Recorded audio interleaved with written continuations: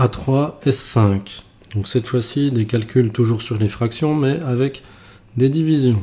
Donc pour diviser une fraction par une autre, donc il ne faut pas oublier la méthode qui consiste à multiplier par son inverse. Donc autrement dit, le signe de la division, je le remplace par le signe de la multiplication.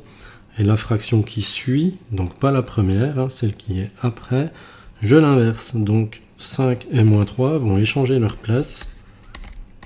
Et ça va me donner ceci. Moins 8 sur 7 multiplié par moins 3 sur 5. Ensuite, déjà, nous avons deux signes négatifs qui, du coup, vont disparaître.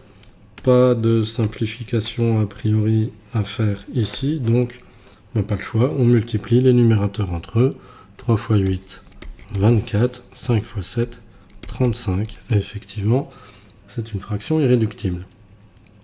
Pour l'expression D, même principe, c'est juste que c'est écrit différemment.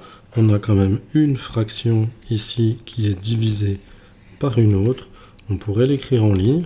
Ça nous donnerait ceci. Donc moins 32 sur 21 divisé par moins 48 sur moins 35.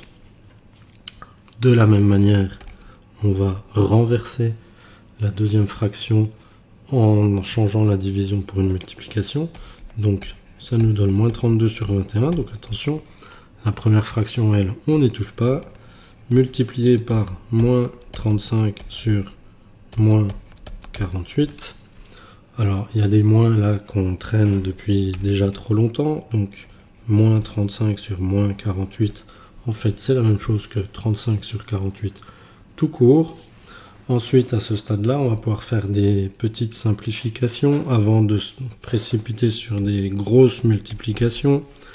Alors, on peut par contre tirer un gros trait de fraction, ça on peut. Et puis, on va essayer de trouver des simplifications.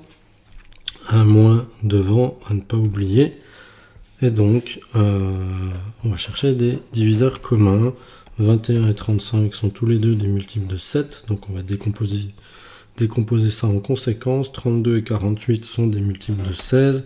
Donc on va faire apparaître tout ça. Donc 2 fois 16 multiplié par donc 35, ça va être 5 fois 7. Voilà, 21 c'est 3 fois 7. Et puis 48 c'est 3 fois 16.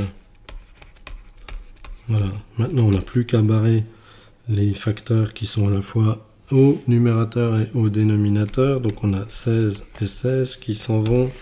On a 7 et 7 qui s'en vont. Et donc il nous reste moins, toujours à ne pas oublier. Et donc 2 fois 5, 10. Et en bas, 3 fois 3, 9. Voilà, résultat irréductible.